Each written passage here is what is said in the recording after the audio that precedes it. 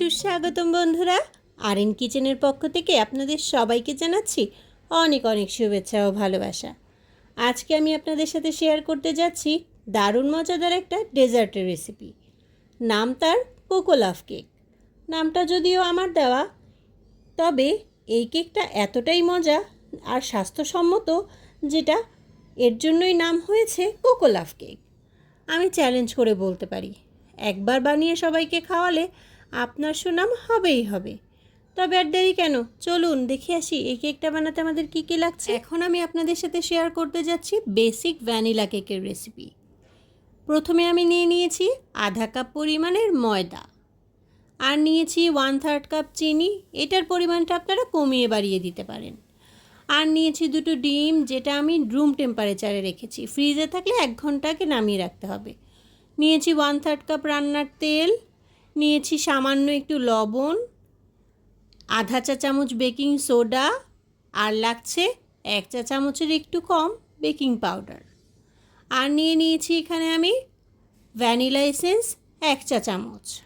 একটা mixing bowl নিয়ে নিয়েছি এবং সব শুকনো উপকরণগুলো চালনির মধ্যে দিয়ে চেলে নিচ্ছি। এই কাজটা করলে কেকের ব্যাটারটা খুব স্মুথ হয়। সবগুলো দিয়ে ভালো করে নেড়ে চালনি দিয়ে চেলে নিলাম। অবশিষ্ট অংশ ফেলে দিয়েছি এবং একটা হ্যান্ড উইক্সের সাহায্যে শুকনো উপকরণগুলো মিলিয়ে নিলাম। একটা মিক্সিং বোল নিয়ে নিলাম। ডিমের কুসুম এবং সাদা অংশ আলাদা করে নিচ্ছি। কুসুমটা আলাদা করে সাদা অংশটাতে আমি একটা ইলেকট্রিক বিটারের সাহায্যে একটুখানি সময় ফোম করে নিচ্ছি। আপনারা চাইলে কিন্তু হ্যান্ড উইক্সও ব্যবহার করতে পারেন।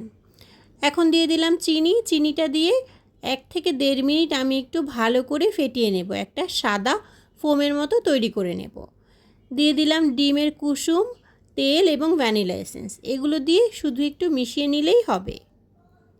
মেশানো শেষ। এখন আমি এর উপরে দিয়ে দিচ্ছি যেই শুকনো উপকরণগুলো রেডি করে রেখেছিলাম, সেই শুকনো উপকরণগুলো দিয়ে খুব হালকা হাতে ধীরে ধীরে এই শুকনো উপকরণগুলো মিলিয়ে যেতে হবে। এই কাজটা একটু সময় নিয়ে করতে হবে, তা না হলে ডিমের ফোমটা কিন্তু নষ্ট হয়ে যেতে পারে। দেখতেই পাচ্ছেন আমি এই কাজটা খুব হালকা হাতে করে নিচ্ছি এবং কনসিস্টেন্সিটাও এরকম হবে। একটা মোল্ড দিয়ে নিয়েছি। এখন এর ভেতরে একটু তেল দিয়ে ব্রাশ করে নিচ্ছি।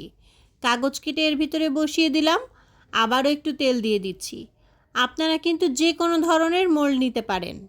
আমার কাছে এটা ছিল তাই এটা ব্যবহার করছি। আর ব্যাটারটা যেটা তৈরি করে রেখেছিলাম সেটা ঢেলে দিয়েছি এবং ট্যাপ করে নিলাম। চুলে একটা হাঁড়ি বসিয়ে রেখেছিলাম, 5 মিনিট আগে প্রিহিট করে নিতে হবে। 30 মিনিটের জন্য এখন কেকটা মিডিয়াম টু লো হিটে রান্না করে নিচ্ছি। ফিরে আসছি 30 মিনিট পর। দেখুন কেকটা কিন্তু খুব সুন্দর তৈরি হয়ে গেছে। এখন কেকের উপরের ফিলিং তৈরির পালা।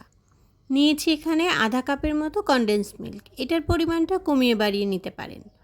আর নিয়ে নিয়েছি এখানে আমি 1 কাপের মতো হুইপিং ক্রিম।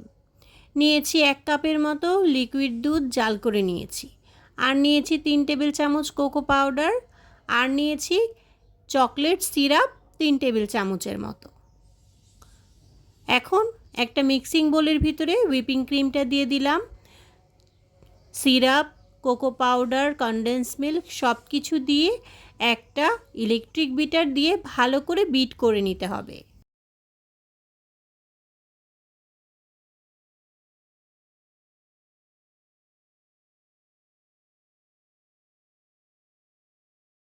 এক থেকে 1.5 মিনিটের জন্য ভালো করে বিট করে নিলেই হবে।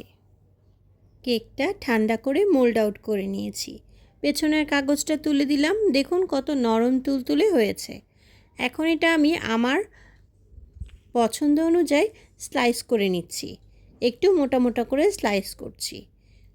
এখন একটা সার্ভিং ডিশ নিয়ে নিলাম, সাজিয়ে দিচ্ছি কেকগুলো। আপনারা আপনাদের পছন্দ মতো সাজিয়ে নিতে পারেন বা যে কোনো ধরনের মোল্ড ব্যবহার বা ডিশ ব্যবহার করতে পারেন। এখন যেই দুধটা আমি রেখেছিলাম সেই দুধটা আমি দিয়ে দিলাম এই কেকের উপরে। আর যে হুইপিং ক্রিমটা তৈরি করে রেখেছিলাম সেই হুইপিং ক্রিমটাও সুন্দর করে কেকের উপরে স্প্রেড করে দিচ্ছি। দিয়ে এটা আমি 1 ঘন্টার জন্য ফ্রিজে রাখবো সেট হওয়ার জন্য।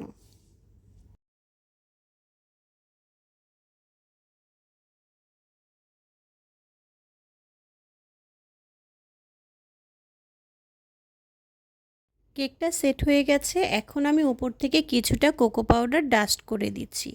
এটা আমি ডেকোরেশনের জন্য করছি, আপনারা আপনাদের ইচ্ছা মতো ডেকোরেশন করে নেবেন। আমি এখানে কিছু সুগার বল দিয়ে দিচ্ছি। ডেকোরেশনটা আসলে নিজের ইচ্ছা মতো, আপনারা যে কোনোভাবে ডেকোরেশন করে সার্ভ করতে পারেন।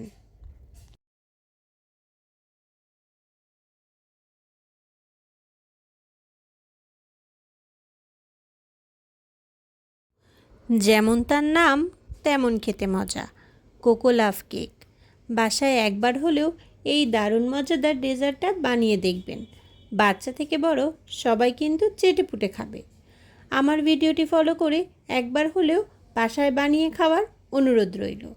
আর আমার ভিডিওগুলো ভালো লাগলে লাইক, শেয়ার, কমেন্ট এবং সাবস্ক্রাইব করার অনুরোধ রইল। তবে আজকে এখানেই বিদায় নিচ্ছি।